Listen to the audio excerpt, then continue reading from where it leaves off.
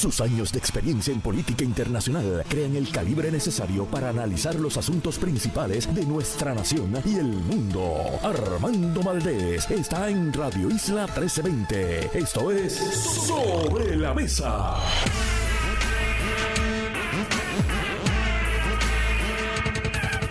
Muy buenos días, estamos aquí Sobre la Mesa.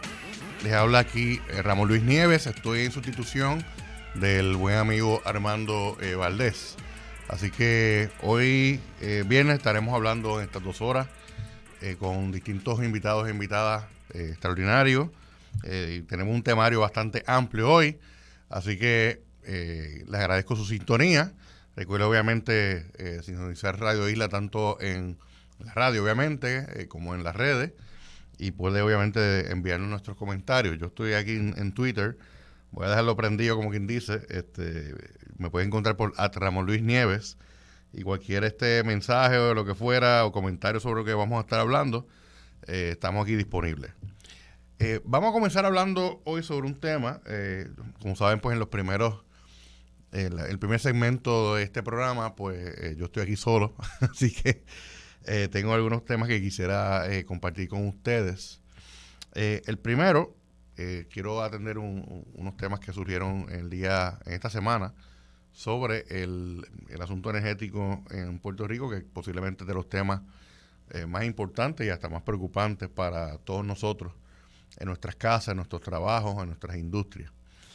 Y resulta ser que se anunció esta semana por Luma, o realmente se radicó por Luma, una moción ante el negociado de energía que hablaba de que en los pasados meses se había encontrado un déficit de ingresos de 92 millones en la compra de combustible durante este periodo tarifario en el que estamos. Voy a hablar un momentito sobre eso. Como algunos de ustedes saben, pues cada 3 meses, y esto por disposición de ley, cada 3 meses Luma tiene que sentarse con el negociado de energía y presentarle unos datos para hacer la revisión de cómo va a quedar la factura energética que tanto sufrimos aquí en Puerto Rico. Pero es parte del ejercicio, ¿verdad?, de que el ejercicio de determinación de la tarifa, de la factura que pagamos, se base en datos, no en especulaciones ni nada, sino en datos.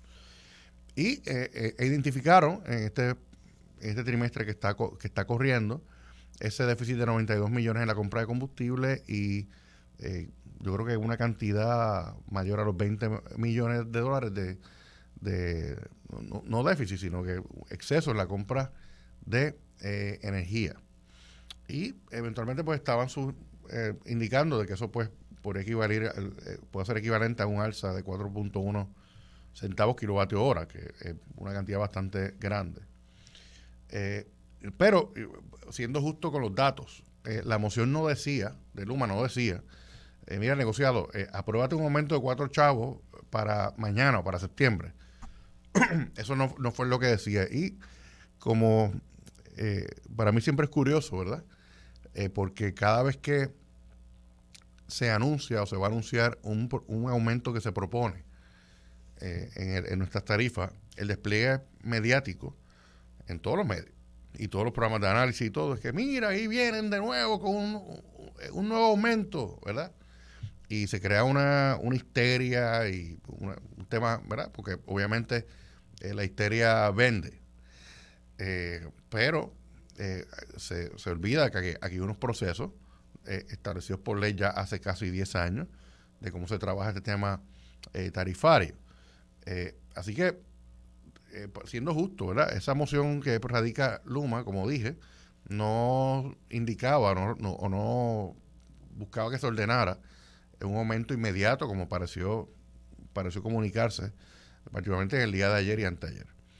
Y lo cierto es que ayer mismo el negociado de energía reaccionó y emitió una resolución dejando sobre la mesa la posibilidad de ese aumento. No hubo acción, no va a haber acción por el momento en este tema del propuesto aumento. Y por lo menos mi expectativa, tanto como abonado de la Autoridad Energética como como una persona que, como todos nosotros, somos consumidores de noticias, es que se le diera igual despliegue a la noticia de que el negociado no le dio paso en este momento a esa propuesta de aumento, que como se le dio a la propuesta de aumento, ¿verdad? Y yo creo que eso es importante, que lo vayamos identificando, ¿verdad? Y de que aquí hay un sistema, hay un proceso. Luma es una entidad que ya no impone como hacía la Autoridad Eléctrica antes, que te imponía un aumento, tú no sabes ni por qué ocurría el aumento, pero ocurría. Ahora hay un proceso, hay un regulador independiente que se llama el negocio de energía, que recibe información, recibe datos, y a base de esos datos pues se toman decisiones tarifarias. De hecho, cabe señalar que hace unos meses, hace varios trimestres viene bajando la luz como tal, como le llamamos públicamente, ¿no? O popularmente. Y estamos pagando ahora, voy a buscar ahora mismo mi última factura aquí, pero obviamente después de todos los aumentos que han ocurrido en los pasados años, mayormente atribuidos, o casi todos atribuidos a el precio del combustible, que se compra para generar energía. La realidad del caso que ha ido, ¿verdad? En descenso. Eso, por ejemplo, este mes que estoy viendo mi factura de Luma ahora mismo. En este mismo mes, según mi última factura en el año anterior, estábamos pagando la energía a 30 centavos el kilovatio hora. Y ya para este mes pasado, ¿verdad? Se estaba ya pagando la energía en 20 centavos. O sea que en un año ha habido una reducción de 10 centavos kilovatio hora en lo que pagamos en nuestras facturas como tal. De hecho, y ese número es interesante porque muchas entidades que han estado, de hecho, incluso la ley me parece que es la ley 17 del 2019, que es la ley de política pública energética en Puerto Rico, propone como en 20 centavos el precio promedio que debemos pagar aquí en Puerto Rico. Oye, y mucha gente dirá, oye, pero 20 centavos kilovatio hora sigue siendo ¿verdad?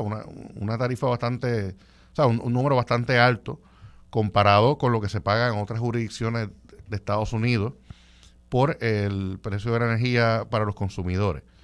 Y yo digo, sí, es cierto, pero no se puede, y esto lo aprendí hace muchos años, uno siempre en la discusión pública sobre el tema de energía, uno habla de, que yo tengo un familiar en Florida o en otro estado que está pagando 10, 15 centavos, lo que fuera. Pero lo que hay que analizar son dos cosas. En primer lugar, Puerto Rico tiene un sistema de energía aislado. ¿Y qué quiere decir ese sistema aislado? Que Puerto Rico no está interconectado en cuanto a su sistema de energía con otros sistemas de energía en estados aledaños a lo que fuera, pues somos obviamente una isla. Y pues usualmente a nivel mundial en los sistemas aislados se paga por el costo de energía mucho más que los sistemas que pueden estar interconectados. Por esa misma razón hay que obviamente importar el combustible para generar energía, porque Puerto Rico pues no tiene más allá de las fuentes, ¿verdad? Como naturales como el sol, el agua, etcétera. Pero aquí no tenemos petróleo, no tenemos gas natural, etcétera. Así que hay que importarlo, y eso le pasa también a otras islas alrededor del mundo. En lugares como Estados Unidos, también hay, en los estados, hay una diversidad de maneras en las que se genera energía y distintas fuentes de generación. O sea, hay estados en Estados Unidos que tienen gas natural, que pueden tener carbón, que pueden tener plantas nucleares, gas, petróleo. O sea, hay distintas fuentes que pueden tener esos mismos estados y que están más diversos lo que se llama el energy mix, la mezcla de los distintos tipos de maneras de generar energía que pues Puerto Rico pues no tiene.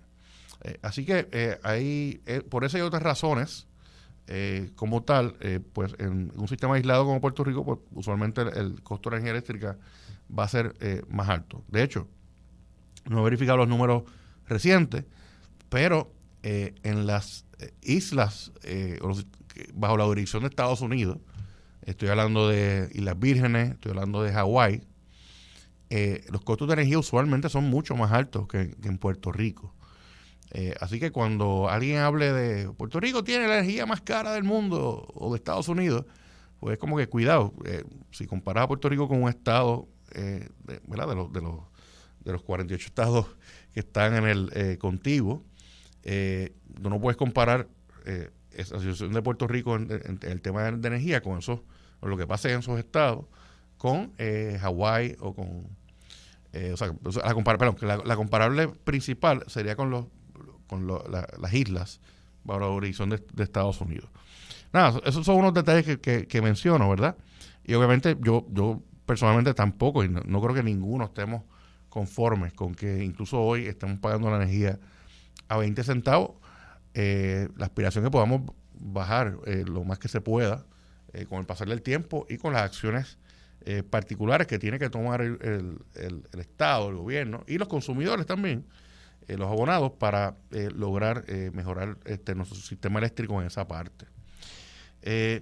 Comenzaba comentando ese tema y pues hablaba, ¿verdad? Del tema de cómo se atiende en Puerto Rico usualmente la noticia que se va a proponer o no un alza tarifaria o un alza en la factura, porque obviamente es algo que nos jamaquea, ¿verdad? Pues si uno dijera que estamos pagando las facturas de luz alta por un sistema extraordinario, por un sistema que no se nos va la luz diariamente, por un sistema que está, como dicen en Coupé, que está chuching, ¿verdad?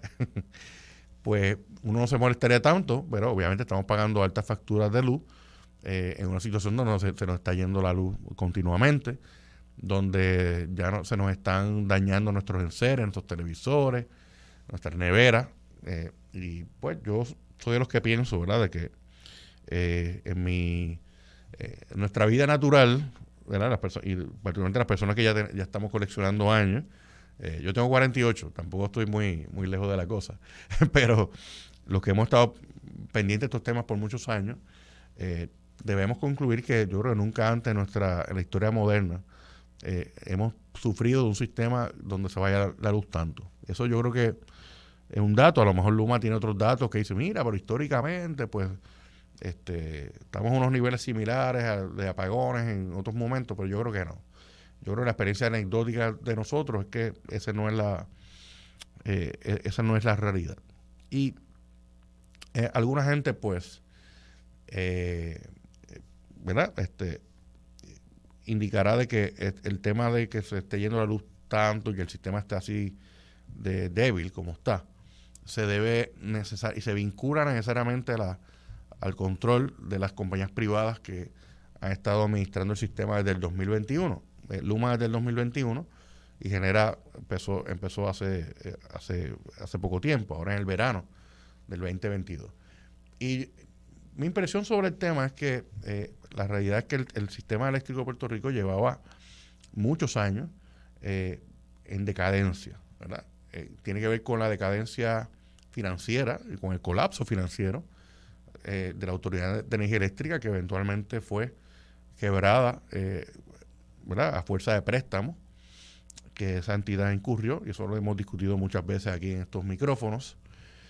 Ahora mismo, desde el 2017, la Autoridad Eléctrica lleva un proceso de quiebra que todavía no vemos una resolución del mismo. De hecho, en el día de hoy, se supone que la Junta de Control Fiscal sometiera el plan de ajuste de la deuda a la Autoridad Eléctrica, y eso pues no ocurrió porque la Junta pues pidió aún más tiempo para poder radicar su plan.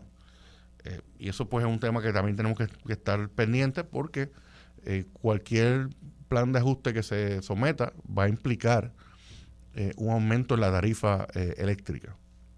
¿De cuánto va a ser el aumento? Es la pregunta, ¿verdad?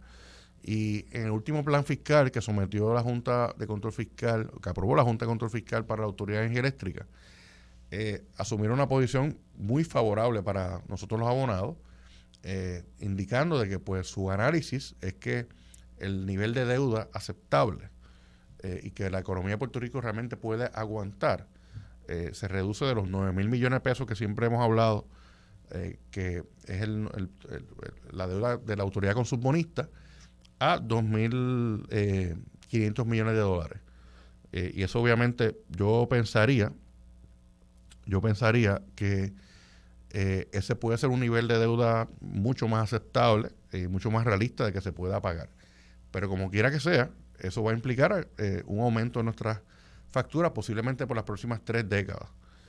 Así que esto no es poca cosa, y lo lamentable de eso es que estaríamos pagando un cargo para pagar deuda, para pagar por deuda vieja, que no nos va a ayudar en nada a mejorar el sistema en las próximas décadas, pero eso fue lo que ocurrió dado la irresponsabilidad administrativa, de gobernanza y de los gobiernos que no tomaron las acciones que tienen que tomar durante muchos años. Y eso fue lo que nos llevó realmente a la deuda tremenda. Así que estos temas tenemos que seguir analizándolo, discutiéndolo. Para mí, ¿verdad? Como ustedes saben, pues yo llevo trabajando este tema de energía, discutiéndolo ya cumple una década el año que viene, tanto desde el momento los años que fui senador, como posteriormente, ya como abogado, que también trabajo en el tema eléctrico ya desde el punto de vista de la práctica privada. Para mí siempre el tema de energía ha sido un tema de vida o muerte. Esa es la importancia. El sistema eléctrico puede representar la vida o muerte de la gente, como de una economía también. Y ninguna proyección de desarrollo económico razonable que uno pueda tratar de hacer, ningún plan de desarrollo económico para Puerto Rico puede contar o puede descartar la tarea urgente de transformar nuestro sistema de energía. Transformación que ahora mismo está pasando por un proceso donde la gente y los negocios son los que están empujando esa transformación a través de la adopción de sistemas mayormente renovables en las casas y negocios. Un dato que para los que nos están escuchando pues lo puedan tener en consideración. Antes de que pasara el huracán María, en septiembre del 2017, existían conectados al sistema de energía eléctrica prácticamente 9,000 sistemas solares bajo el programa de medición neta. Hoy ya ese número tiene que estar sobrepasando los 80,000. O sea, estamos hablando de que en 5 o 6 años ha habido un aumento increíble en las personas y en los abonados de la Autoridad de Energía Eléctrica que han optado por resolver su problema individual en sus casas y negocios, luego de del trauma terrible que sufrimos todos por los meses sin luz luego del huracán María. Ahora, a ese esfuerzo de transformación que ha ocurrido, ¿verdad?, a base de endeudarse, de préstamos que se hacen para adquirir estos sistemas, hemos visto que han surgido en los pasados meses, quizás desde el pasado año, distintas iniciativas de incentivos dirigidos a que otros sectores de la población puedan también tener acceso a los sistemas renovables como tal. Que de hecho es uno de los factores importantes que cuando la Junta de Control Fiscal radique su plan de ajuste, tenemos que estar pendientes a si se quedaron en ese número que mencioné ahorita del nivel de deuda aceptable de $2,500 millones para la deuda de la Autoridad de Energía Eléctrica con sus bonistas.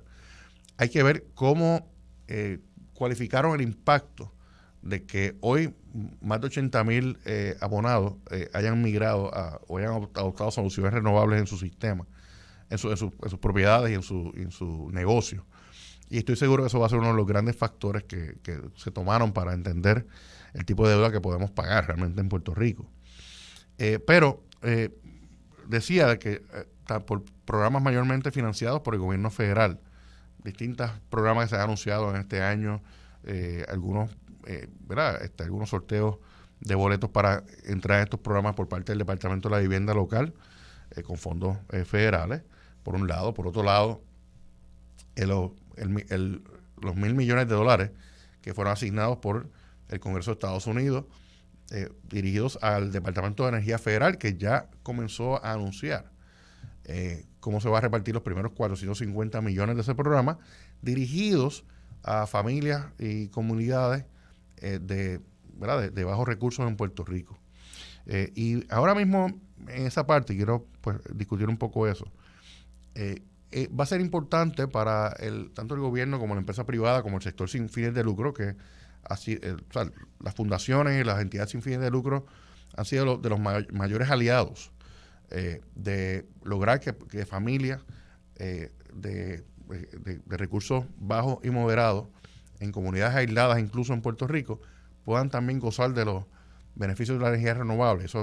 Ese papel hay que reconocerlo, y yo conozco eso bien de cerca por el trabajo ya en mi fase privada.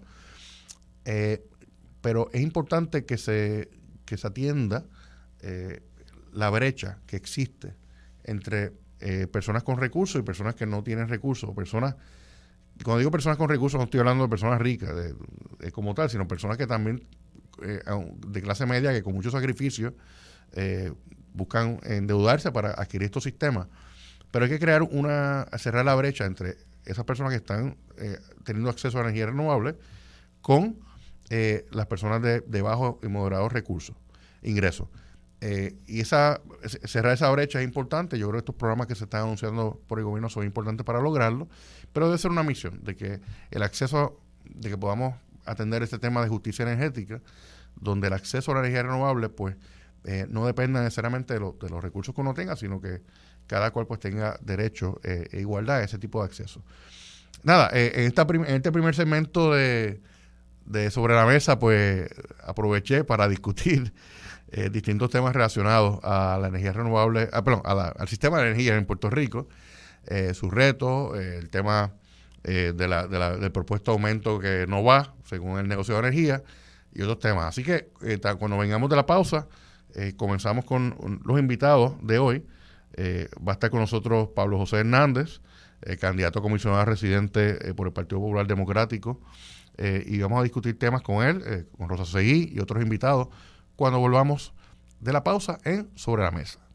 Quédate en sintonía. Conéctate a radioisla.tv para acceder y participar en nuestra encuesta diaria. Sobre la Mesa por Radio Isla. Los asuntos de toda una nación están sobre la mesa. Seguimos con el análisis y discusión en Radio Isla 1320. Esto es Sobre la Mesa. Regresamos a Sobre la Mesa en Radio Isla 1320. Les habla Ramón Luis Nieves. Estoy sustituyendo hoy al buen amigo Armando Valdés.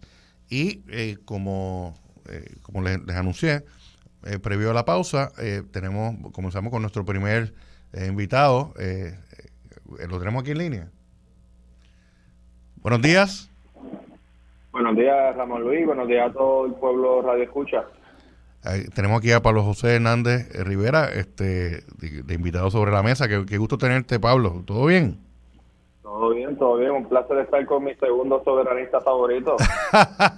¿Y por qué no soy el primero? Qué pena. ¿Y quién es el primero? Dímelo.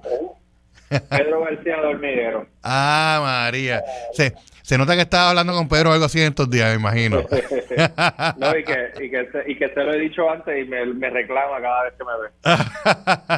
Un saludo a Pedro García, un gran amigo de muchos años, a él y su familia que quiero mucho. Pablo José, vamos a hablar de algunos temas aquí en este turno Sobre la Mesa. Antes de comenzar, quiero enviarle un saludo y un abrazo a nuestro amigo Juan Zaragoza, porque hoy, Primera Hora destaca en una entrevista hecha por Nidia Bauzá, tanto al senador Zaragoza como a su hermana Gilda Zaragoza, sobre el proceso ¿verdad? De operación que tuvo de trasplante de riñón este verano, y pues recomiendo que lean la historia, porque una historia bastante interesante sobre este proceso. Y así que mi deseo, ¿verdad?, al senador de muchos años de salud y de aportaciones al país. Así es, y nos alegra mucho verlo en tan buen estado. Yo he tenido la oportunidad de compartir con él en días recientes y la verdad es que se ve muy bien. Así que mucha salud para Juan Zaragoza. Pablo José, vamos a comentar algunos temas en el día de hoy. Lo primero que de hecho te quería preguntar, ya que aprovechando que estás en el aire, ¿cómo te va a ti en tu campaña de aspiración a la comisaría residente por el Partido Popular? Bueno, va súper bien. En realidad, nosotros puede que seamos los únicos que no tengamos primaria en junio del año que viene, porque pues se habla de una primaria para la gobernación del PPD y se habla de una primaria para la gobernación y probablemente para la comisaría en el PNP. Así que vamos a usar ese tiempo para tanto prepararnos en términos de programa, ¿verdad? Desarrollar mayor sustancia en los issues y poder presentar unas propuestas efectivas ya para el verano del año que viene, y para construir la infraestructura. O sea, estas campañas cuestan mucho dinero, así que tenemos que recaudar lo más posible para cuando empecemos a gastar de verdad, que como siempre es, allá para agosto del año electoral, y a eso se nos vamos a dedicar. Así que, y obviamente continuar las visitas. Este fin de semana me voy para San Sebastián y Aguadilla. El que viene creo que estoy en Gurabo, el de más arriba voy a estar en Cabo Rojo, Hormiguero, San Germán, después voy a estar en Ponce, así sucesivamente, así que vamos a estar bien activos. Sí, mira, alguna gente, Pablo, no le gusta que uno diga esto, pero realmente en la política para uno, ¿verdad? Para echar para adelante, hay un mantra de que hay que buscar votos y chavos. Pues las campañas son muy bien costosas, es una realidad como tal, así que tú puedes tener las mejores intenciones del mundo y las mejores ideas, pero si no recoges tus chavitos y hacer el trabajo de visita, pues realmente pues no se llega mucho. O sea, esto no depende de Twitter ni de Facebook ni nada. Hay que echar suela y también pues buscar los recursos para correr estas campañas que son muy costosas, ¿no? De acuerdo, y nosotros hemos querido quizás cambiar un poco la cultura alrededor de eso, siendo más transparentes que nunca antes sobre los recaudos. O sea, nosotros anunciamos cada trimestre cuánto recaudamos y cuál fue nuestra donación promedio, porque si bien eso se publica en informes, la gente no se mete a ver esos informes y a veces la prensa no los reseña, y yo creo que la gente ha apreciado eso, porque por ejemplo, ¿qué hicimos nosotros cuando cerró el último trimestre? Nosotros dijimos, mira, recaudamos esto, la comisionada recaudó esto, o sea que fue casi lo mismo, pero comparen, ella recaudó en promedio $1,400 por cada persona que le donó. Nosotros recaudamos 100 por persona. ¿Y qué es lo que refleja esto? Bueno, pues sí, nosotros a veces recaudamos mucho dinero de pocas personas, pero también estamos recaudando poco dinero de muchas personas. Y eso es bien significativo, porque si en algún momento alguna de esas personas que suelta mucho dinero viene y nos pide algo impropio, nosotros vamos a tener el cojín, la tranquilidad, la confianza, que lo haríamos independientemente de tenerlo o no, ¿verdad? Porque somos íntegros, pero de decirle, mire, no se preocupe, que nosotros aquí podemos encontrar 10 populares que nos levanten 1,000.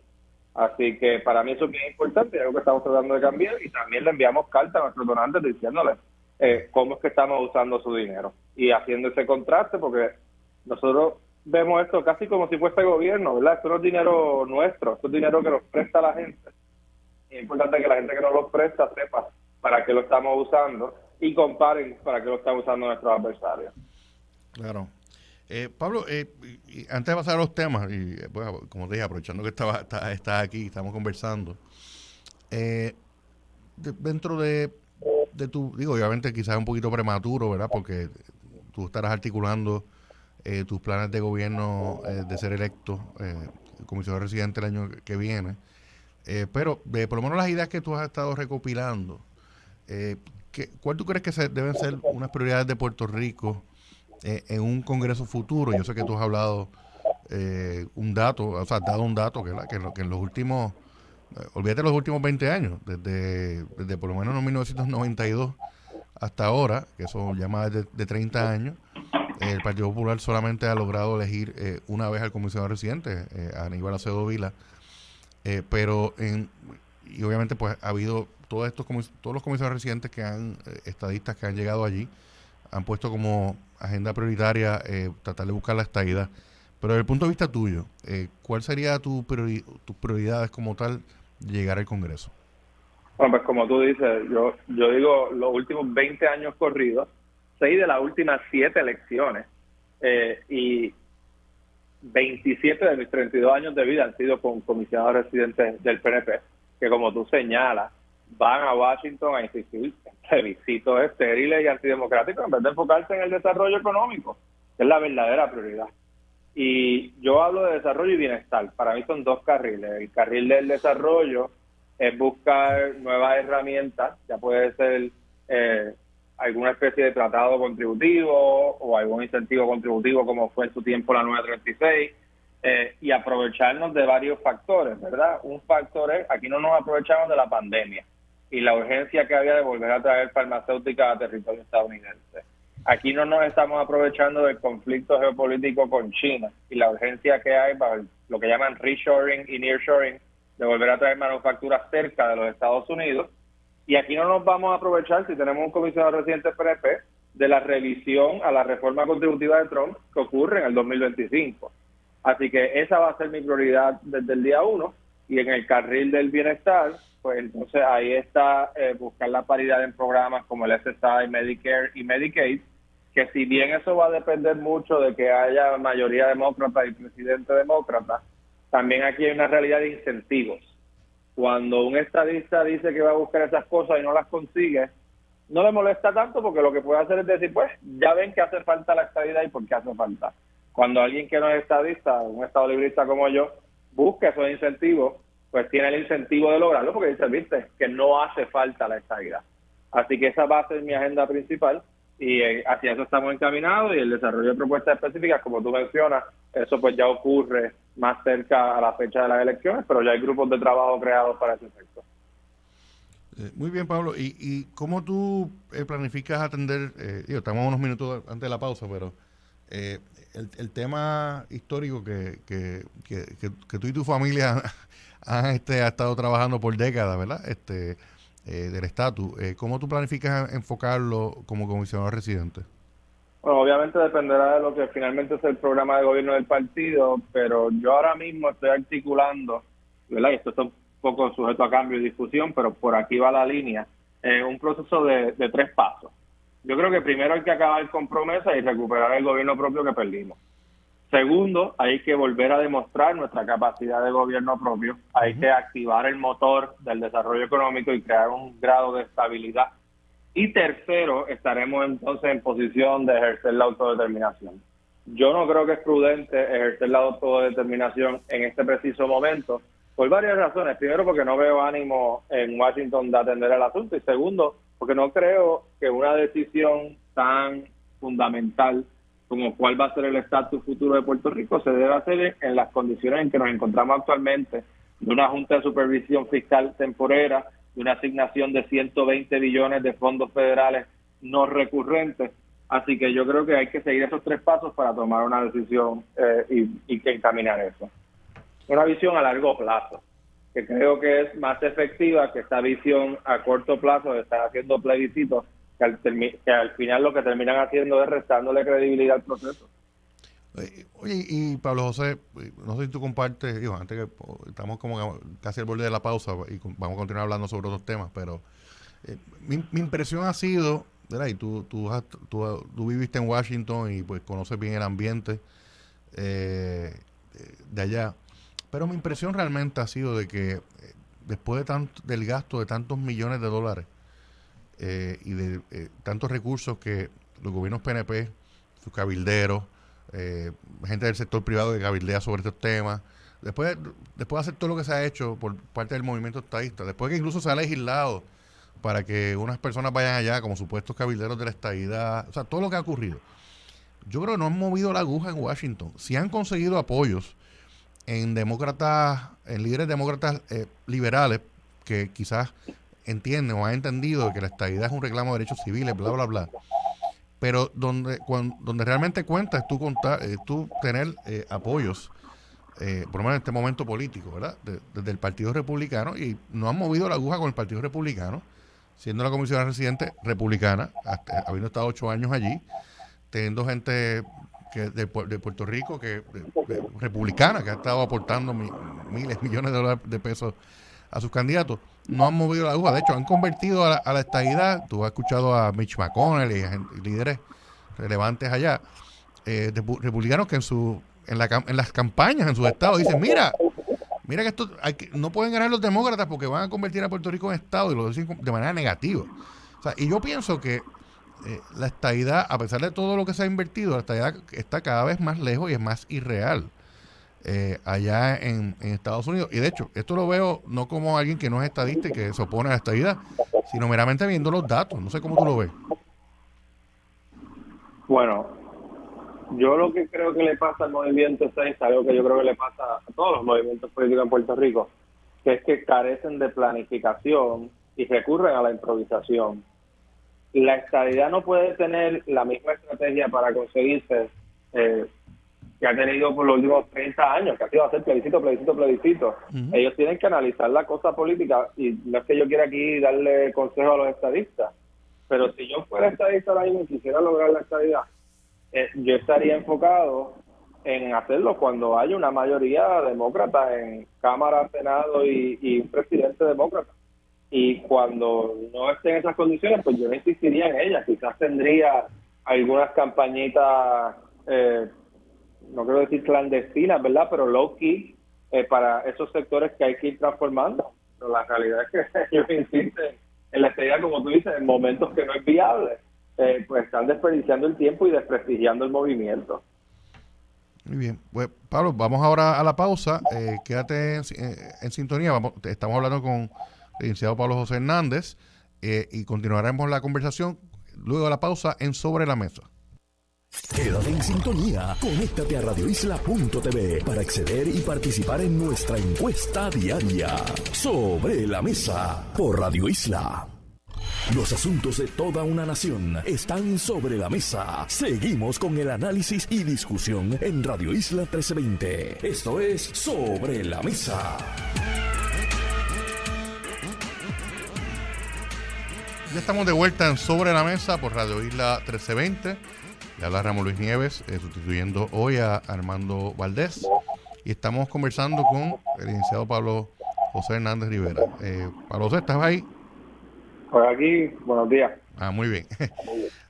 Pablo, quería discutir contigo una noticia que pues sorprendió a muchos en esta semana, que es que la representante del Proyecto de Dignidad en la Cámara, Lizy Burgos, presentó un proyecto básicamente para prohibir las actividades de los shows de transformistas, de drag queens, etcétera, supuestamente para proteger a la niñez. Y es un proyecto que realmente pues se suma a otros proyectos, esto ya mi opinión, ¿verdad? Quisiera que tu comentario obviamente, pero en mi opinión se suma a una serie de proyectos nefastos que la representante del Proyecto de Dignidad ha estado presentando durante su tiempo en la Cámara. Proyectos que de hecho no han llegado a nada, sino que pues lo que han tratado de lograr es llamar la atención mediáticamente sobre unos temas que muchos son temas copiados de otras jurisdicciones para atender al público, a los votantes del fundamentalismo religioso que siguen este tipo de temas, ¿no? Y un hilo conductor de muchos de estos proyectos es la supuesta protección de los niños. Y pues yo he tratado con este tema muchas veces en el pasado, incluso cuando fui legislador, y me sorprendía cómo algunos sectores tratan de esconder su agenda de exclusión y de odio, escudándose en los niños. O sea, y este es otro proyecto así, que es un proyecto que de hecho pude leerlo y es sumamente amplio, vago, ambiguo en muchos momentos del proyecto. Y ya obviamente pues Ángel Mato, el portavoz de la Cámara por el Partido Popular, ya se expresó hoy en los periódicos diciendo que el proyecto no va a ver la luz del día allí en el hemiciclo, o sea que es un proyecto que está muerto, pero con todo y eso pues se ha radicado, y pues quisiera escuchar tu reacción sobre este tipo de proyectos, sobre tanto su contenido, sus posibilidades de aprobación, y qué piensas sobre el tema.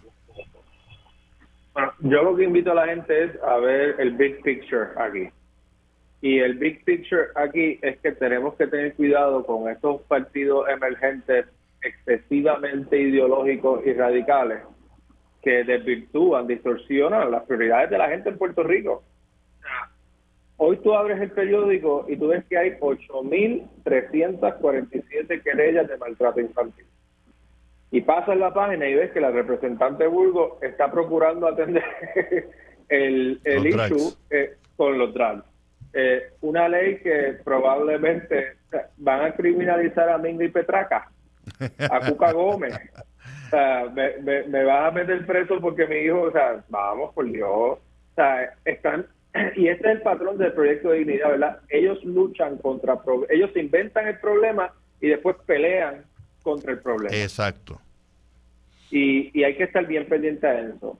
Pero retomando, ¿verdad? Ampliando un poco, me consta que también en la legislatura ha habido buenos proyectos, y el ejemplo específico se me escapa ahora mismo, pero puedes entrevistar personas que pasaron por esto, donde el otro extremo, el extremo de la extrema izquierda, que probablemente se representa a través de Victoria Ciudadana y a veces del PIB, ha paralizado proyectos por una palabra en el proyecto.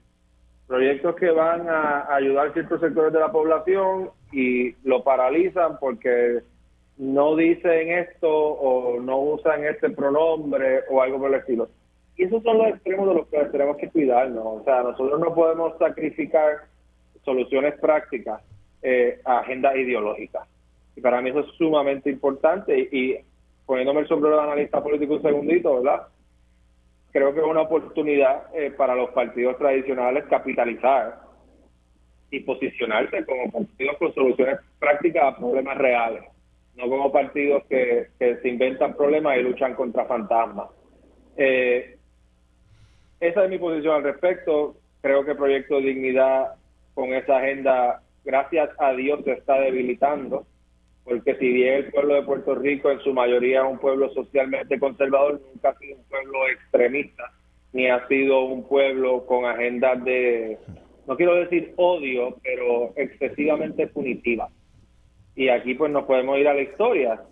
Cuando los tiempos de Muñoz Marín, o sea, su primera elección en el 48 y su última elección en el 60 para la gobernación, si tú lees los periódicos cercanos a la fecha, él estaba luchando contra una agenda ultraconservadora que trataba de desprestigiarlo y amenazar a los puertorriqueños, que entonces tenían menos educación y eran más devotos, aunque votar por el Partido Popular era un pecado. Y aún así los puertorriqueños votaban abrumadoramente por el Partido Popular. Digo, y de manera emblemática, Pablo José, la elección del 60, que fue dramática ahí por ese tipo de temas. Y nos podemos ir a tiempos más recientes en el mismo PNP, que es un partido que usualmente ha tenido electores más religiosos. Tú recordarás que hubo una primaria para San Juan donde Kimi Rashki salió por debajo de Roberto Arango después de su escándalo de fotos comprometedoras. Aquí yo creo que lo que pasa es que con el triunfo de Charlie se ha sacado un poco de proporción la influencia de los temas sociales conservadores sobre la política. Yo, por ejemplo, no soy de los que creen que Charlie Delgado ganó por sus vínculos con grupos religiosos, vínculos que, vamos, uno respeta, y yo iré a hablar con personas religiosas muchas veces, pero no creo que fue un voto ideológico, y creo que esto pues, es lo que ha generado cierto tipo de confusión. Y nosotros estamos viendo en el repudio de mucha gente a esa iniciativa de dignidad. O sea, recuerda que ella también presentó en un momento un proyecto de ley para castigar el aborto con 99 años de cárcel. Increíble, una ridiculez total. Y yo que creo que la mayoría del pueblo de Puerto Rico es lo que se considera, ¿verdad?, pro vida, o sea, no creen que el aborto debe ser legal. Aún así vi que la mayoría del pueblo de Puerto Rico repudió ese tipo de castigo. Así que me parece que se hace daño, me parece que en cierto modo puede ser positivo para el país que veamos, que aprovechamos esto, ¿verdad?, para educar al pueblo a los extremos que estos partidos ideológicos pueden llegar.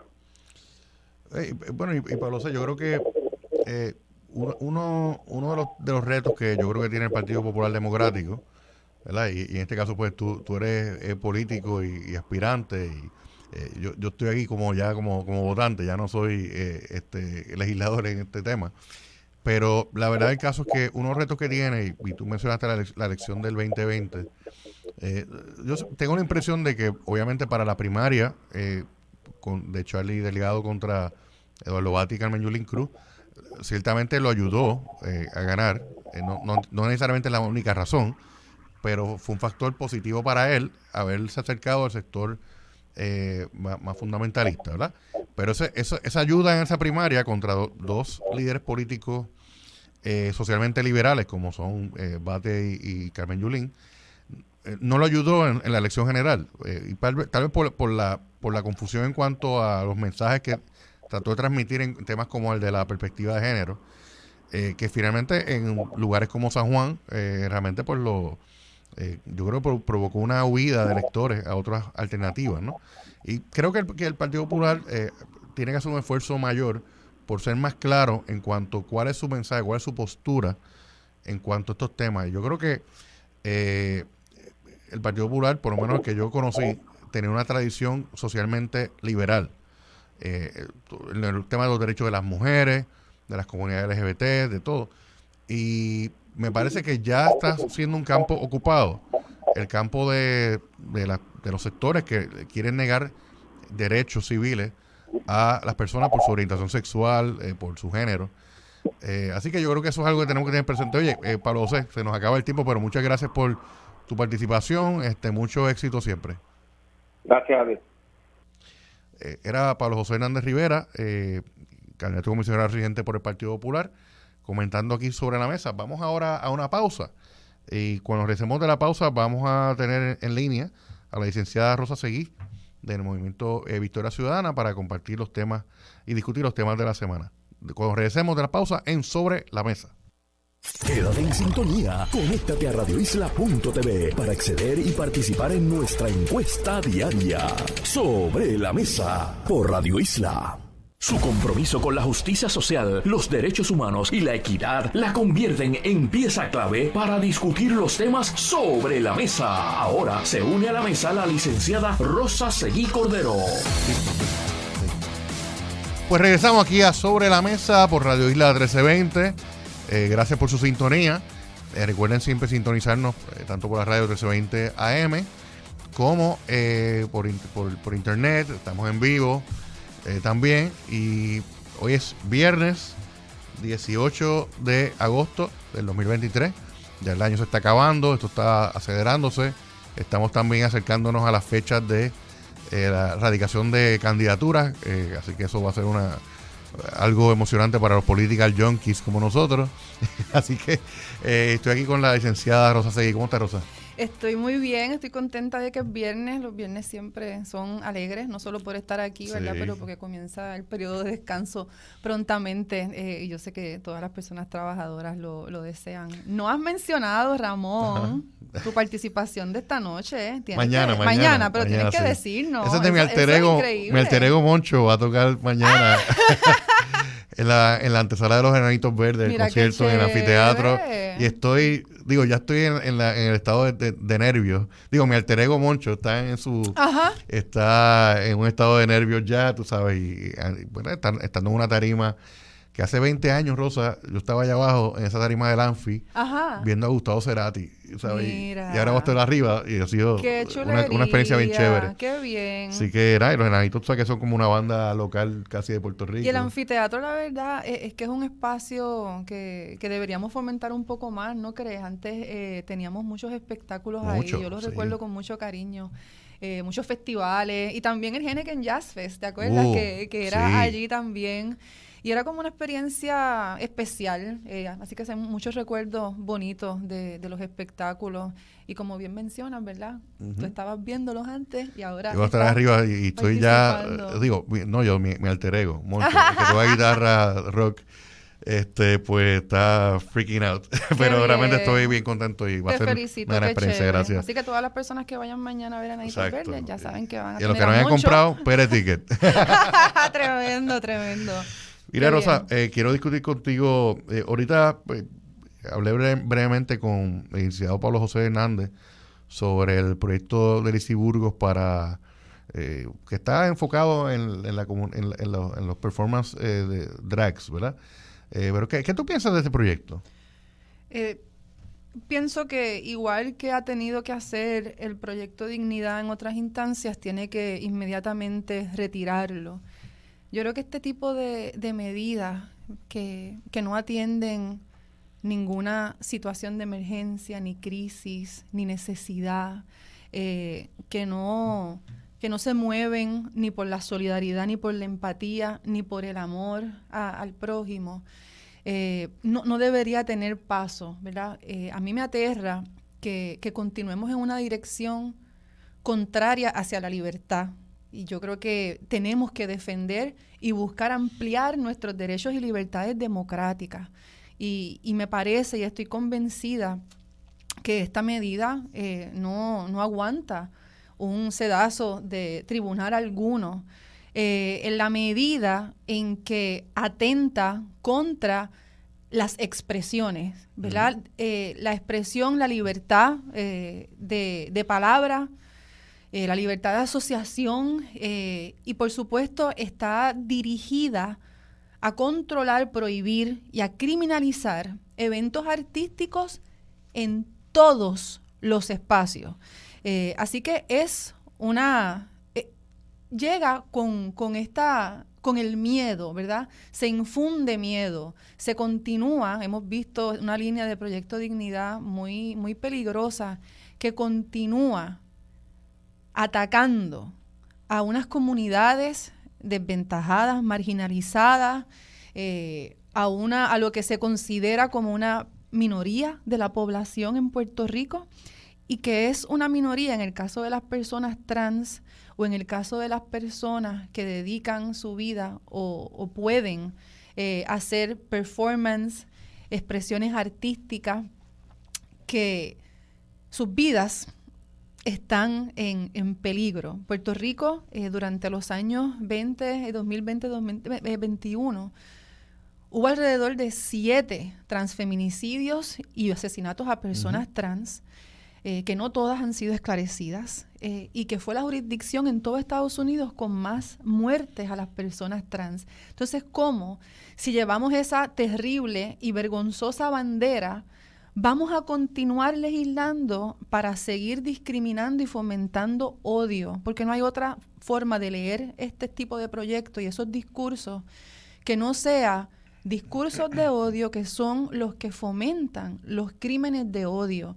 Y no hablo en el vacío. Aquí hemos visto, Puerto Rico entero vio casi de manera en vivo cómo los discursos de odio en contra de la mujer Alexa, una mujer trans, sin casa, sin protección, buscando, ¿verdad?, estar en baños protegidas, asearse, salud, fue asesinada debido a esa conducta que va tratando de hacernos creer y de llevar un mensaje que hay ciertas personas que valen menos que otras, y yo me niego a darle paso a ese tipo de discurso. Ya habiendo hablado de cómo esto continúa creando una campaña de odio en contra, y toda mi solidaridad a las compañeras y compañeros de la comunidad trans y LGBTIQ en Puerto Rico, que con sus vidas continúan en constante amenaza y no pueden ver todavía tranquilidad y paz, especialmente del Proyecto Dignidad y otros partidos políticos. Me parece importante que también hablemos de que no solo se afecta a la comunidad LGBTIQ. Según el lenguaje de este proyecto, que es el proyecto de la Cámara 1281, como bien mencionaste, parecería que se está atentando en contra de toda la clase artística en Puerto Rico, porque los temas, ¿verdad?, que se discuten, que se traen, que se llevan a escena, a performances, a actos, a teatro, música, Ramón, como tú. Si tú quisieras mañana ponerte esta camisa que yo tengo, que esta camisa no tiene está ni bonita, sexo ni género, ¿verdad? Es una camisa blanca. Y bien, la podemos usar ambos.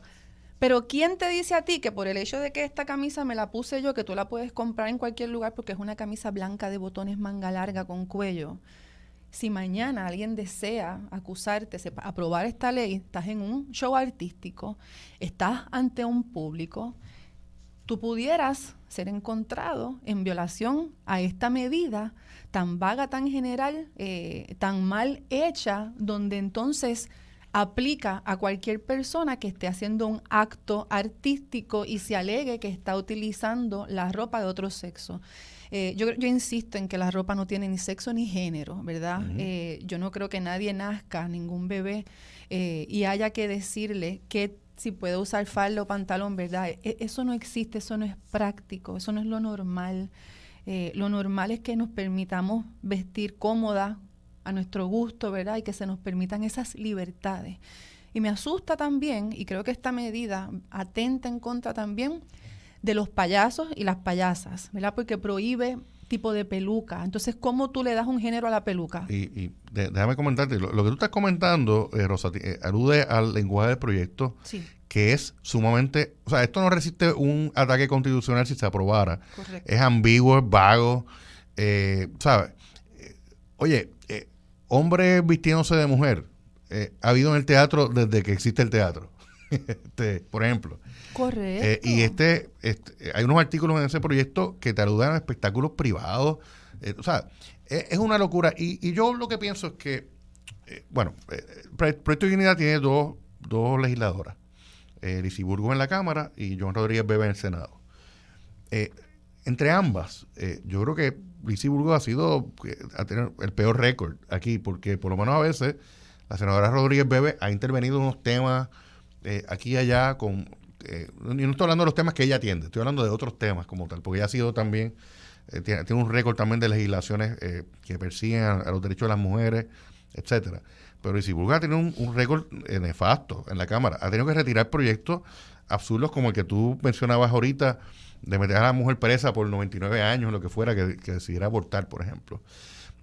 Y ya este proyecto, el portavoz de la Cámara, en la Cámara, Ángel Matos, ya dijo en la prensa hoy que no va a ver la luz del día en el hemiciclo.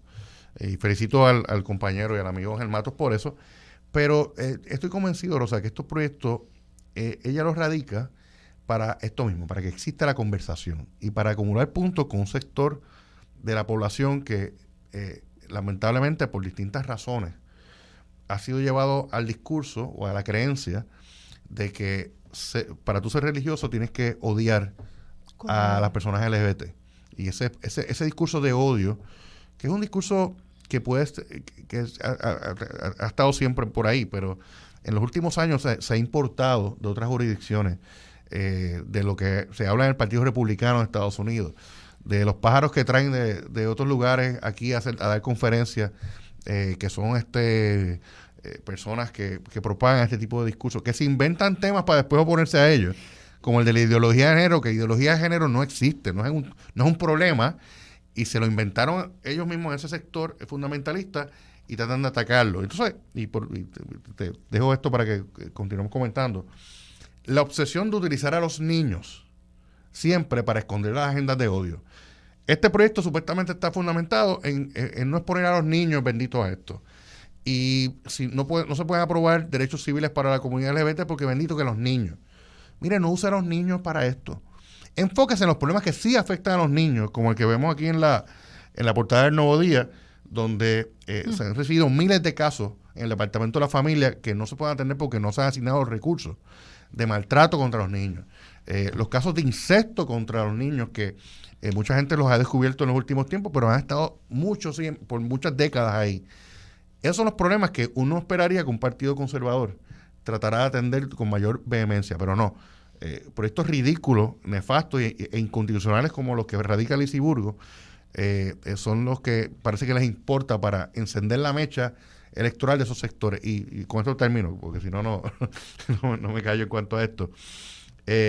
Antes, Rosalía, tú recuerdas, pero los periódicos hace 1 o 2 décadas tenían esta costumbre de tener un box score legislativo, que después se quitó.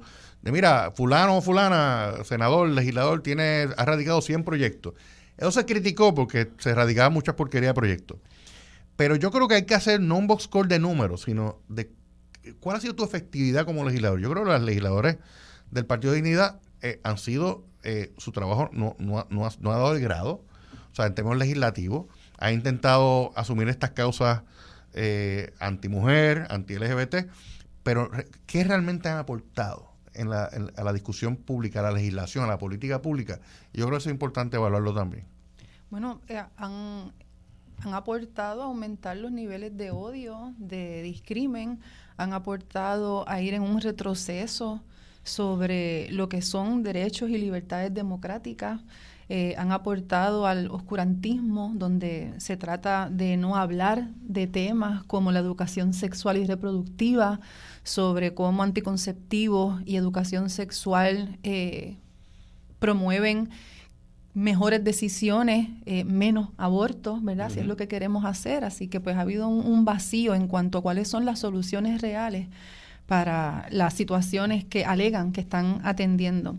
Pues quería mencionar que este proyecto alega querer evitar exposiciones deshonestas a la niñez. Y yo tengo que insistir en que hay una hipocresía de parte de Proyecto Dignidad en la medida en que se oponen al proyecto de acoso callejero. Es un proyecto que realmente va dirigido a permitir que las mujeres y la niñez, las niñas y todas las personas puedan transitar por las vías públicas sin el acoso y sin las exposiciones, ¿verdad? Sin que nos enseñen las partes del cuerpo que no queremos, sin que nos hablen improperios con connotaciones sexuales que no deseamos, y sin embargo se niegan a darle paso al proyecto del Senado 326 que pretende acabar con el acoso callejero de una manera no punitiva, ¿verdad? Que no es criminal, sino que hay un proceso para unos talleres para poder entonces rehabilitar, que es la forma que yo entiendo que con la educación, ¿verdad? Y las medidas y las campañas es que podemos tratar de erradicar estos males con la educación con perspectiva de género, por supuesto, implementada en las escuelas, como dice la orden ejecutiva del gobernador Pierluisi, que no se ha implementado, y no conllevaría cárcel, ¿verdad? Que no todos los problemas podemos resolverlos enviando a la gente a un sistema que nos rehabilita, ¿verdad? Deberíamos decir de rehabilitación y corrección, y no hace ningún tipo de rehabilitación. Así que hay también una gran hipocresía, ¿verdad?, de parte del Proyecto Dignidad. Y yo sé que van a tratar de, por ese gancho, decir entonces quienes se oponen al proyecto de la Cámara 1281 quieren que la niñez tenga exposiciones deshonestas. Y no, estamos siempre peleando en contra de eso. Pero como está escrito, este proyecto no está dirigido a salvar a la niñez ni a nadie. Está dirigido a criminalizar. A criminalizar la clase artística, payasos, a las personas que en público deseen hacer performance, ¿verdad? Cuando se visten de estatuas, ¿verdad? Es el que se viste, claro. El joven que se viste de estatuas, es hombre, es mujer, que está haciendo las pelucas, ¿cómo identificamos? Si es una peluca corta de pelo rizo, eso es de hombre, es de mujer, ¿verdad? Se presta para un nivel de discrimen y de odio y de censura que no puede pasar en Puerto Rico y que no debería pasar el examen, la evaluación de ningún tribunal. Así que si de verdad eso es lo que están buscando, existe ya un proyecto del Senado 326 que está en la Cámara de Representantes y confiamos entonces que Lizy Burgos le vote a favor si eso es lo que ella quiere. Si de verdad es lo que se promueve. Sí, y realmente pues yo creo que no podemos divorciarnos de la realidad, Rosa, de que este tipo de discursos, que son discursos de exclusión y de odio, no son realmente discursos que parten de unas necesidades locales de Puerto Rico. Son discursos que son copycats, son copy and paste de otras jurisdicciones en Estados Unidos, en Europa, en Latinoamérica, que en Latinoamérica han surgido unos líderes tanto ¿verdad?, electos como no electos, que están propagando como un librito de cómo actuar esta gente, cómo llevar a cabo esta agenda conservadora, sobre no tan solo sobre los temas de género, la comunidad LGBT, sino incluso ahora también hasta temas económicos, ¿verdad? Porque están uniendo ambas cosas. Pero en estos temas de persecución como tal, de exclusión, de limitar los derechos de las personas LGBT, de las mujeres en general, muchos de estos proyectos son copiados realmente, vienen de otras jurisdicciones, vienen animados por esas alianzas que se hacen a nivel internacional también. Correcto. Y lo vemos porque incluso gente de Proyecto de Dignidad pues han traído gente de afuera que han sido ideólogos en estos temas. Sí. Así que esto es lamentable que en Puerto Rico, que Puerto Rico a veces tenemos también una especie de hipocresía general. Aquí la gente dice que los puertorriqueños en su carácter personal son usualmente más conservadores, etcétera. Y yo digo que es un discurso que a veces nos decimos nosotros mismos, porque esa misma gente que dice ser conservadora no lo practica. Es cierto, es cierto. Sí, vamos a la iglesia y todo, pero tengo otra familia. O no van, ¿sabes?, a la iglesia, porque realmente no vamos a decir que todas las personas religiosas tienen esta visión, y eso no es así. Eso no es así, ¿verdad? Y esto no es una crítica ni a la iglesia ni a las religiones. Es una crítica a tratar de utilizar, ¿verdad?, esta población para llevar unos discursos que atentan en contra del amor, la convivencia, la empatía, ¿verdad? Que yo creo que es lo que trata de promover el cristianismo, ¿verdad? O por lo menos las enseñanzas de Jesús. Esa importancia en ayudar al más necesitado, no criminalizarlo, no dejarlo a un lado, no acusarlo, no llamar a la gente a que le diga que está mal su forma de ser, su conducta, su identidad. Jamás vi eso, por el contrario, vi inclusión, amor, educación y ayuda. Y no puede ser que criminalizando a la clase artística o a las personas que quieran hacer cualquier tipo de expresión, porque es que son tantas, la creatividad es tanta de una persona artista que no veo cómo queremos en el 2023 estar limitando esa... ¿verdad? Aquí se habla de que queremos que las personas sean sus propios jefes, trabajador por cuenta propia, hacer tu negocio, y esto va totalmente en contra, ¿verdad? Va en contra de la expresión artística, de los espectáculos, de los shows, de los performances, y pues esto no va con lo que queremos promover ni con la sociedad a la que aspiramos. Mira, Rosa, yo quisiera que las personas los líderes políticos que promueven estas visiones y que promueven estos proyectos en la legislatura, le digan al país en cuál de los, ¿verdad? En dónde en la Biblia, en los 4 evangelios, Jesús habla en contra de las mujeres, de las personas LGBT. O sea, ¿en qué se basa esa doctrina que se asocia a unas corrientes religiosas? ¿En qué parte de la Biblia, de las enseñanzas de Jesús está basada? Pues en ninguna, realmente. Son unas visiones de discrimen, de exclusión y de odio que no están basadas en nada en la doctrina cristiana.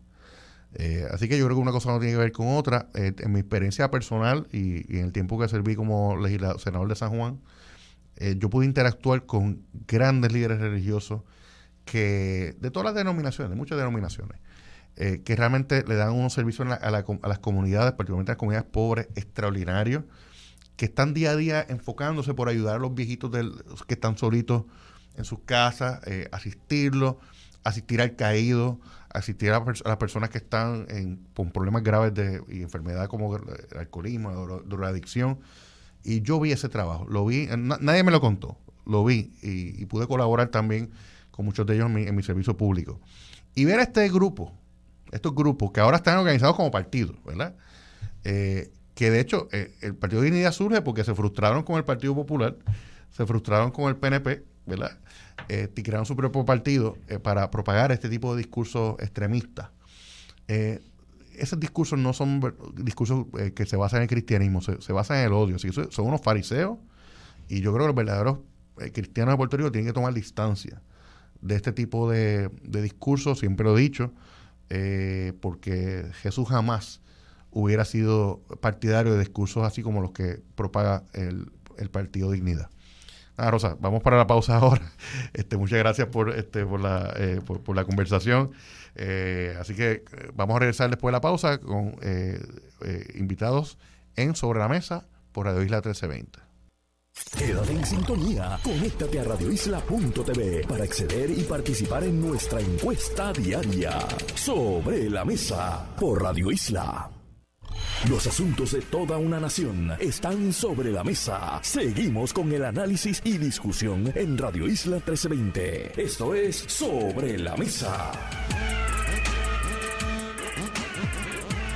Y regresamos a Sobre la Mesa por Radio Isla 1320.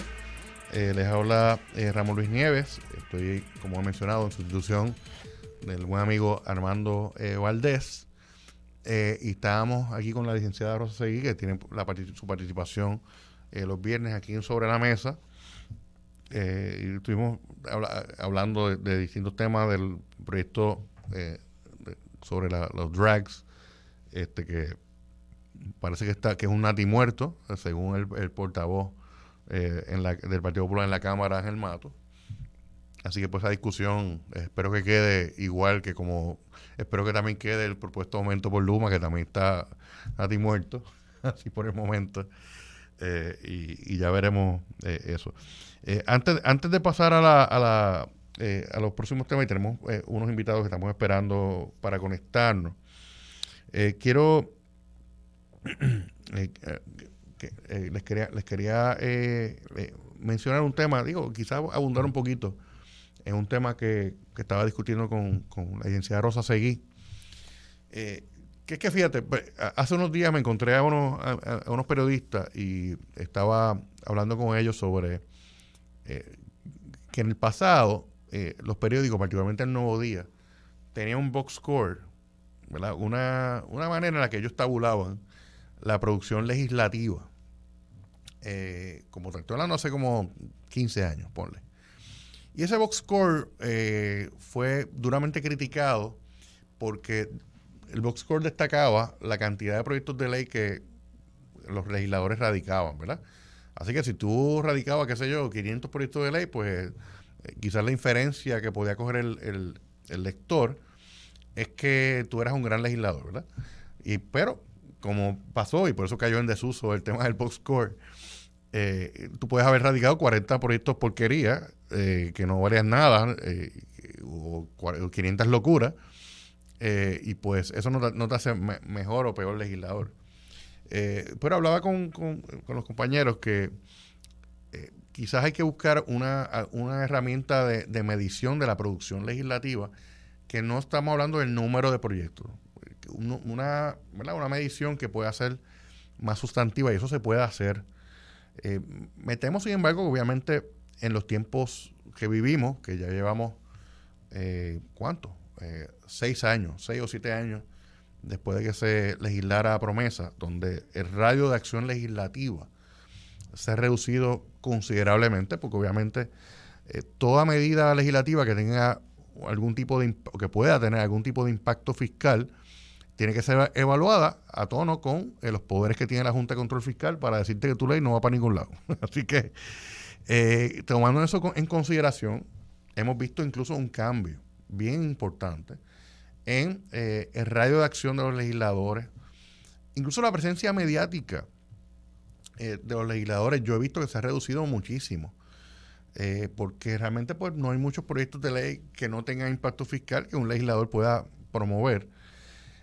Lamentablemente se destacan proyectos locos como el de Lisiburgo, como los de Lisiburgo, porque no es el primero, pero realmente esa producción legislativa quizás ahora se pueda medir a base de, por ejemplo, fiscalización, vistas de fiscalización, proceso de proyectos importantes. Mira, a lo mejor un legislador puede tener un proyecto de un cuatrienio, uno nada más, radicó uno, que a lo mejor es la reforma contributiva, por ejemplo.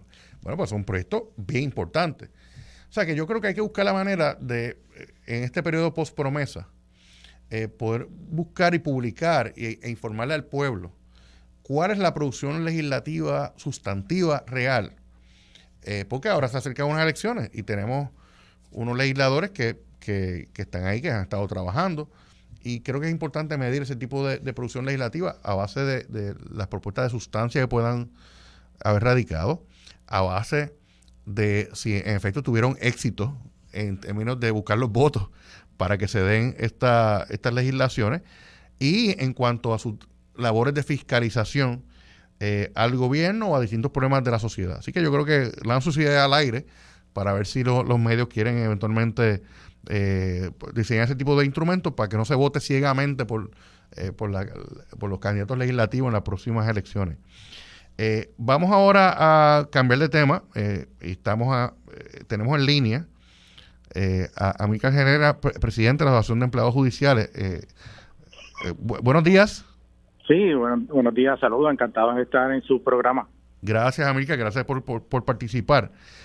Tenemos varios temas en agenda con respecto... tú eres presidente de la Asociación de Empleados Judiciales, ¿no? Eso es así. Muy bien.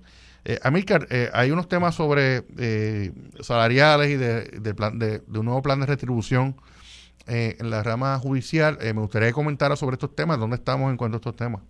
Pues, así mismo como mencionas, en días recientes se implementó un plan de retribución para empleados de la rama judicial, el cual prácticamente dejó la mayoría de los empleados y empleadas que llaman de 15, 20, 25 y 30 años prácticamente sin un aumento salarial.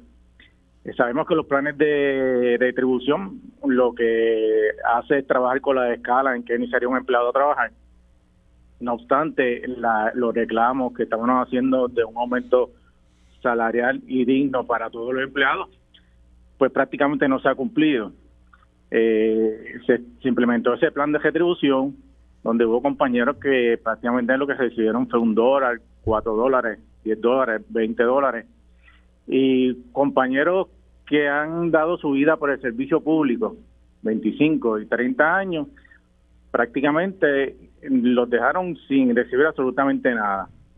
Nuestro reclamo más dirigido a la jueza presidenta y al juez administrador de los tribunales es que nos sentemos a la mesa a dialogar sobre este asunto, también a la Junta de Supervisión Fiscal, porque entendemos que los reclamos de los empleados deben de ser atendidos de una manera diligente y rápida.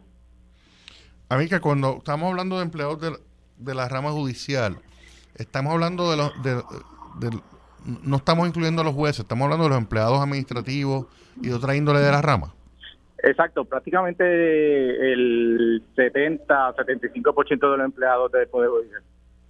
Sí, recientemente hubo hubo una autorización de la Junta de Control Fiscal con respecto al aumento a los jueces, ¿no? Sí, hay un proyecto de ley donde se quiere aumentar el aumento a los jueces, los cuales la Asociación de Empleados Judiciales y los empleados no nos hemos opuesto a que se le dé un aumento a los jueces, pero entendemos que de la misma manera que los jueces van a ser retribuidos de una manera justa y equitativa, pues los empleados debemos de ser remunerados de la misma manera. La jueza presidenta ha enviado comunicados donde reconoce que los empleados estamos muy mal pagos y que nos merecemos una retribución acorde a la necesidad y a los tiempos que estamos viviendo. Y ese es nuestro reclamo. En los próximos días estaremos reuniendo con personal de la Junta de Control Fiscal. Se asignó en el presupuesto unas partidas para aumentos a los empleados y hay un sobrante por el cual entendemos que ese sobrante puede compensar los pasos por años de servicio a los empleados, que eso lo dejaron fuera, y estamos en esa lucha y vuelvo y le hacemos el reclamo a la jueza presidenta, a la legislatura, también al gobernador. Yo creo que este asunto hay que atenderlo con premura. Los empleados de la rama judicial prácticamente es una de las agencias donde más servicio da a la ciudadanía. En el caso de los alguaciles, claro, somos los oficiales de alto riesgo peor pago en todo Puerto Rico. Se nos requiere un grado académico, contrario a las demás fuerzas de ley y orden. Amílcar, pero aquí interrumpa. ¿Cuál es el salario promedio de un alguacil? Pues ahora mismo, con la implementación de la nueva escala salarial, el sueldo de un alguacil iniciando empezó en los 2.800, pero eso fue hace un mes. Actualmente, un alguacil que lleva 20 años trabajando, pues está en ese mismo salario, $2.800. Un compañero alguacil que lleve 4 años y medio trabajando, próximamente estaría recibiendo un paso por años de servicio, por lo tanto estaría ganando más que un alguacil que lleva 20, 25 años trabajando en la rama. Wow. Y así sucesivamente en los demás puestos, como en la secretaria. En el caso de las enfermeras, el tribunal no quiere reconocer que las enfermeras del tribunal son empleadas públicas. Las quiere trabajar, las quiere hacer pensar que ellas son diferentes para que no le aplique la ley que le aumentaría el aumento, le aumentaría el sueldo a la enfermera. Amílcar, y déjame hacerte una pregunta. ¿Han calculado cuál sería el impacto, ¿verdad?, y fiscal de los propuestos aumentos a los empleados de la rama judicial que no son jueces? O sea, si le reconoce los sí. exacto, pues se está trabajando con esos números, sacando cuánto le costaría ese aumento, reconocer los pasos por años de servicio, y entendemos que en gran manera el sobrante de 8.1 millón que se quedó para aumento para los empleados del Poder Judicial, habría que añadirle si acaso 2 o 3 millones adicionales para compensar esos pasos por años de servicio. Y me parece que esa conversación, Amílcar, obviamente que usted ese reclamo lo pueden tener ante la juez Orono, como jefa de la ¿verdad?, como quien preside la rama judicial en Puerto Rico. Pero esa conversación, ¿ustedes ya la tienen con la Junta de Control Fiscal? Nosotros tenemos la comunicación con la Junta de Control Fiscal, con el Ejecutivo y con los legisladores. En cambio, con nuestro patrono, pues no hemos tenido ningún tipo de comunicación. Hemos tenido una que otra conversación esporádica por la visita de la honorable juez a los distintos tribunales. Nosotros le hemos hecho el llamado para reunirnos y sentarnos a la mesa y que escuchen nuestras preocupaciones y ver de qué manera. Digo, pues si tú me dices, perdón que te interrumpa, si tú me dices que estamos hablando de 15 millones de pesos, eso es lo que me estás diciendo, ¿no? Podría llegar a unos 12 o 15 millones de dólares, ya hay 8.1 millón en la Oficina de Gerencia de Presupuesto para estos salarios. Pero un sobrante de este año, o sea, de este presupuesto. Sí, porque según el presupuesto se asignó la cantidad de 26.6 millones para el aumento a los empleados. Okay. La Junta estimó que solamente 18.5 millones daban para cumplir con esos aumentos. Por lo tanto, el otro restante se quedó bajo la custodia de Gerencia y Presupuesto. Entendemos que con una partida adicional se podría completar esta cantidad de dinero, entonces se podría reconocer los pasos por años de servicio de los empleados. Y ese es el llamado que le hacemos a la legislatura. Sabemos que el representante Connie Varela tiene un proyecto donde está evaluando todo este componente de la rama judicial. También los asesores del gobernador están al tanto de este asunto y el gobernador ha escuchado nuestros reclamos y se lo agradecemos también. Lo único que yo entiendo, Ramón, es que si nos sentaran en una mesa junto el patrono, la Junta de Control Fiscal, parte del Ejecutivo, yo creo que esto se pudiera solucionar. Sí, porque no me parece que es un problema de demasiado dinero que no hay. Exacto. Así que la distancia es poca. Así que, Amílcar, te agradezco, vamos a la pausa, pero te agradezco un montón tu participación y tu reclamo. Así que ahí va el llamado de la Asociación de Empleados Judiciales, por su presidente Amílcar Gerena, para que tanto la administración de la rama judicial, el Ejecutivo y la legislatura y la Junta de Control Fiscal puedan encontrar una solución para un reclamo de justicia salarial a nuestros empleados de la rama judicial. Muchas gracias, Amílcar. Vamos a la pausa y regresamos a Sobre la Mesa en Radio Isla. Quédate en sintonía, conéctate a radioisla.tv para acceder y participar en nuestra encuesta diaria. Sobre la Mesa por Radio Isla.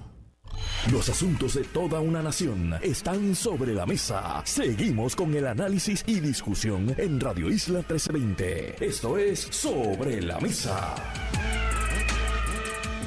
Y regresamos a la parte final de Sobre la Mesa por Radio Isla 1320. Les habla Ramón Luis Nieves. Ha sido, ¿verdad?, un placer inmenso para mí, como siempre lo es, poder estar aquí en los micrófonos de Radio Isla, y en este caso sustituyendo a mi gran amigo Armando Valdés. Espero que esté pasando un buen viernes. Así que vamos ahora a pasar a nuestro último invitado de Sobre la Mesa en el día de hoy, que está en línea ya. Ok. Buenos días. Hablo con Heriberto Martínez. Ramón Luis, buenos días, saludos, ¿me escucha? Sí, Heriberto, saludos a ti, qué bueno que estás aquí conmigo sobre la mesa este no, tramo claro final. Sí, siempre que haga falta, tú me avisas y estamos disponibles para hablar un ratito de economía y temas interesantes. Muchas gracias, Heriberto. Heriberto, ha trascendido en los medios en los últimos días varias quiebras, y no estamos hablando de la quiebra del gobierno, o sea, ya la hemos discutido bastante, y tú has sudado bastante en la legislatura por eso. Demasiado. Pero han surgido unas quiebras importantes. Esta semana trascendió lo que se cataloga como posiblemente la quiebra más grande en la historia moderna de Puerto Rico, que es la quiebra del grupo de hospitales IMA. Pero te quiero preguntar sobre eso. ¿Cómo está ahora mismo el panorama de quiebra, más allá del tema de IMA, que es un tema bastante grande? ¿Cómo está el tema de las quiebras actualmente en el sector privado en Puerto Rico, Heriberto? Mira, Ramón, estamos ante un panorama muy, muy particular, porque estamos saliendo de lo que fueron los procesos de apoyo económico durante la pandemia, ¿no? Las aportaciones que hizo el gobierno federal, programas sumamente agresivos en términos positivos de lo que es poner dinero en el mercado, poner dinero en los bolsillos de las familias y poner dinero en instituciones que lo necesitaran, ya fuera para reconstrucción de infraestructura, para lo que fuera, ¿no? Y estamos ya saliendo de esa etapa donde hubo un shock, una inyección fuerte de liquidez de dinero federal, y nos estamos entonces enfrentando a un futuro sumamente complejo en términos económicos, para contestar tu pregunta de las quiebras, porque estamos en un proceso en el cual todavía la recuperación de la base energética y de la infraestructura necesaria para el crecimiento económico en Puerto Rico no se ha arreglado en el proceso del post-María. El dinero todavía no ha, de acuerdo a las últimas noticias, solamente se ha utilizado como el 23%, y lo que estamos viendo con el tema de las quiebras de negocio, las quiebras privadas en Puerto Rico, pero particularmente las quiebras de negocio y ahora las quiebras hospitalarias, están ligados a dos temas fundamentales. Número uno, permiso, burocracia, etcétera, y número dos, el costo energético. Uh-huh. Así que vamos a ver que muchas de las futuras quiebras que del sector privado en Puerto Rico van a estar vinculados directamente a esos costos variables, entiéndase costo energético, que está afectando, y que ya el sector privado ha mostrado preocupación, porque tengo entendido que en esta misma semana ya se pidió un nuevo aumento en la factura de luz como resultado de aumentos en el combustible. Y Heriberto, de hecho, ahorita mencionaba aquí al inicio que el aumento que estaba proponiendo Luma, que realmente no estaba diciendo que se aprobara para ahora mismo, pero como quiera que sea, el negociador de energía ayer actuó y lo dejó sobre la mesa, como se llama este programa. Así que por el momento no va, pero sí, es anticipable que puedan ocurrir distintos aumentos relacionados al tema de la compra de combustible, que es el driver principal del precio en la tarifa energética en un país que depende de la compra de combustibles fósiles para generar energía, y que no hemos hecho todavía la transición a renovables, ¿verdad? Pero por otra parte se espera de que posiblemente la próxima semana, si es que no lo posponen de nuevo, la Junta de Supervisión Fiscal pues radique el plan de ajuste de la deuda de la autoridad, que sí va a implicar algún nivel de aumento. Pero quería, y aprovechando que tú estás, como dice un amigo nuestro, que tú estás adentro, tú estás allí en la legislatura. Pero tengo acceso a un poco de información y veo unas cuantas cositas también en un panorama distinto. Mira, Heriberto, esta semana trascendió en una vista pública de la Comisión de Salud de la Cámara, que preside la legisladora representante Sol Higgins, la amiga Sol Higgins. Ella presidió una vista donde compareció el sector de los hospitales, la Asociación de Hospitales y otros. Y tú mencionabas, ¿verdad?, el tema del costo de energía como uno de los elementos principales en esa quiebra de IMA y en la carga de los hospitales, en la carga mensual de los hospitales. Escuchamos cifras brutales, tenebrosas, como que el complejo de hospital Auxilio Mutuo paga o se le factura no menos de $1 millón mensuales en energía eléctrica. Exacto. Que eso es algo brutal, absurdo, y obviamente Los hospitales son operaciones de alta demanda energética, ¿no? Claro, es casi una fábrica de alta tecnología. Es fea la comparación. Estoy hablando simplemente de la cantidad de insumos que necesita.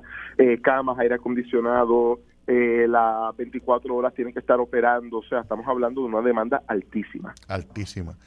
Ahora, lo que me preocupó es la propuesta de que se discutió en esa vista sobre tratar de legislar algún tipo de subsidio energético para los hospitales, similar al que tienen, por ejemplo, el sector de los hoteles. Y quiero comentar eso contigo porque, de hecho, tú estabas en la legislatura cuando yo estaba ejerciendo como senador, y quizás recuerdas que en el 2016 se legisló la Ley 22 del 2016, que fue la reforma de subsidios energéticos, que yo fui el autor de esa medida, pero que se trabajó intensamente en Cámara, o sea, en el Senado y en la Cámara. Y en ese entonces, Heriberto, fue muy dramático el bregar con este tema de los subsidios, pero obviamente también descubrimos en la investigación legislativa que precedió a la legislación de un tema bien sencillo. O sea, los subsidios energéticos los pagamos el resto de los abonados no subsidiados. Claro. Eso es algo básico. Los subsidios no son dinero gratis, alguien tiene que pagarlo. Eso, alguien siempre tiene que pagarlo. Y hasta esa ley, la regla era que quien pagaba son los abonados, ¿verdad? Pero esa misma ley tiene una disposición que dice que subsidios futuros, como este que se pretende considerar con respecto a los hospitales, la regla es que no puede salir el pago del subsidio del bolsillo de los abonados, ni de la propia autoridad /Luma, sino que el gobierno tendría que identificar una fuente de pago del gobierno. La salida de los contribuyentes. Los contribuyentes. Así que esa es una tranquilla importante, porque obviamente la política pública es de no creación de más subsidios. Así que yo creo que hay que buscar alternativas, porque los hospitales obviamente son un sector de un servicio mega esencial al país, sean privados o públicos.